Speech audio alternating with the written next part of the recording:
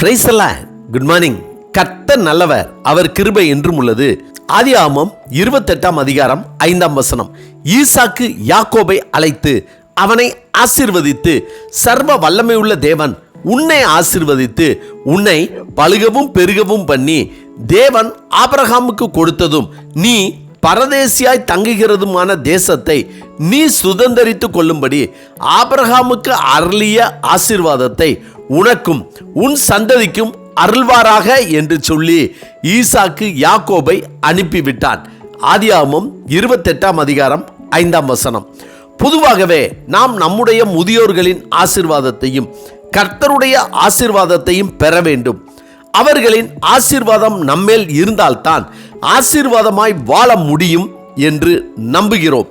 காரணம் என்னவென்றால், பழைய ஏற்பாடு காலங்களில் கர்த்தருடைய ஆசீர்வாதமே ஒரு மனிதனை உயர்த்தியது, ஒரு மனிதனுக்கு தேவையான எல்லாவற்றையும் கொடுத்தது.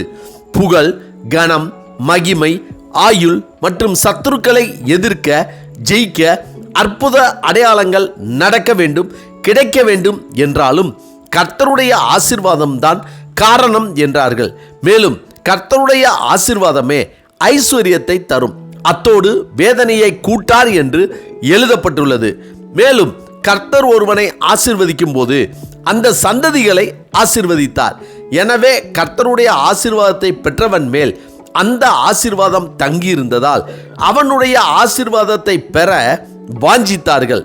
அவர்களும் ஆசீர்வதிக்கும் போது சர்வ வல்லமை உள்ள சேனைகளின் தேவனாகிய கர்த்தர் உன்னை ஆசீர்வதிப்பாராக என்று சொல்லி ஆசீர்வதித்தார்கள். இதனால் இப்பொழுது வரை கர்த்தருடைய ஆசீர்வாதத்திற்கும் அவருடைய ஆசீர்வாதத்தை பெற்ற நம்முடைய முன்னோர்களின் ஆசீர்வாதத்தை பெற விரும்புகிறோம், ஆசைப்படுகிறோம். அதே போல கர்த்தருடைய ஆலயத்திலும் சபை முடியும் போது கர்த்தருடைய ஆயர்கள் சபையாரை பார்த்து கர்த்தர் உங்களை ஆசீர்வதிப்பாராக என்று சொல்லி நம்மை ஆசீர்வதிக்கிறார்கள்.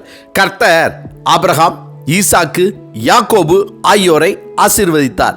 மேலும் யாக்கோபு தன் அண்ணன் ஏசாவை சந்திக்க செல்லும் முன்பாக, நீர் என்னை ஆசீர்வதித்தால் ஒழிய உம்மை போக விடேன் என்று போராடி கர்த்தருடைய ஆசீர்வாதத்தை பெற்றுக்கொண்டவன் தான் யாக்கோபு. எனவே யாக்கோபு ஆசீர்வாதத்தின் நன்மைகளையும் பலனையும் அதன் முக்கியத்துவத்தையும் நன்கு அறிந்திருந்தார். இருப்பினும் ஆபிரகாம் தன்னுடைய குமாரனாகிய ஈசாக்கை ஆசீர்வதித்தார். ஈசாக்கு முதிர் வயதானதினால் அவன் கண்கள் இருளடைந்து பார்வையற்று போன போது அவன் தன் மூத்த குமாரனாகிய ஏசாவை அழைத்து, என் மகனே, நான் முதிர் வயதானேன், என் மரணம் இன்ன நாளில் என்று அறியேன். ஆகையால் வனத்துக்கு போய் எனக்காக வேட்டையாடி அதை எனக்கு பிரியமாயிருக்கிற ருசியுள்ள பதார்த்தங்களாக சமைத்து நான் புசிக்கவும், நான் மரணமடை முன்னே என் ஆத்துமா உன்னை ஆசீர்வதிக்கவும் என்னிடத்தில் கொண்டு வா என்றான்.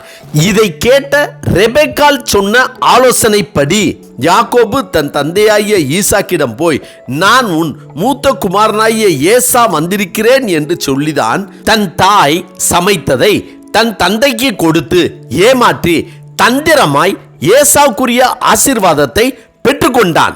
ஈசாக்கு தன் முதிர் வயதில் தன்னுடைய சொந்த குமாரனாகிய யாக்கோபினால் ஏமாற்றப்பட்டான். அப்போது ஈசாக்கின் மனநிலை எப்படி இருக்கும்?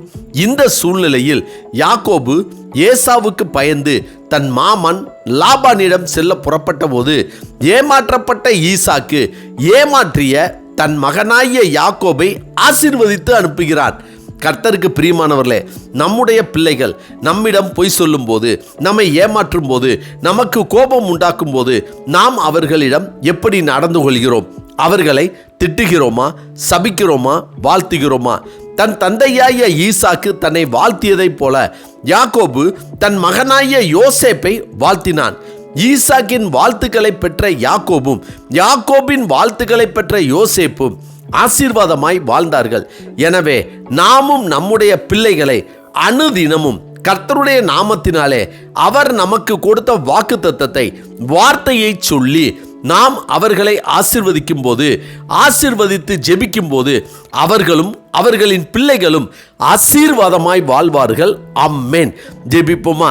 சர்வ வல்லமையுள்ள சேனைகளின் தேவனாகிய கர்த்தாவே, நீர் எங்களுக்கு சுதந்திரமாக கொடுத்த எங்களுடைய கர்ப்பத்தின் கனிகளாகிய எங்கள் பிள்ளைகளின் மேல் கோபம் கொள்ளாமல், அவர்களை சபிக்காமல், எங்களுடைய வார்த்தையில் நாவில் பிறக்கும் சொல்லுக்கும் உம்முடைய நாமத்திற்கும் நீர் எங்களுக்கு கொடுத்த அதிகாரத்தின்படியே நாங்கள் அனுதினமும் பிதா, குமாரன், பரிசுத்த ஆவியானவராகிய இயேசு கிறிஸ்துவின் இன்ப நாமத்தில் அனுதினமும் அவர்களை நாங்கள் வாழ்த்தி ஆசீர்வதிக்க தேவரீர் கிருபை தர வேண்டும் என ஜெபிக்கிறோம் நல்ல பிதாவே. ஆமென், ஆமென். கர்த்தர் நல்லவர், அவர் கிருபை இன்று முழுவதும் நம்மோடு கூட இருப்பதாக. ஆமென்.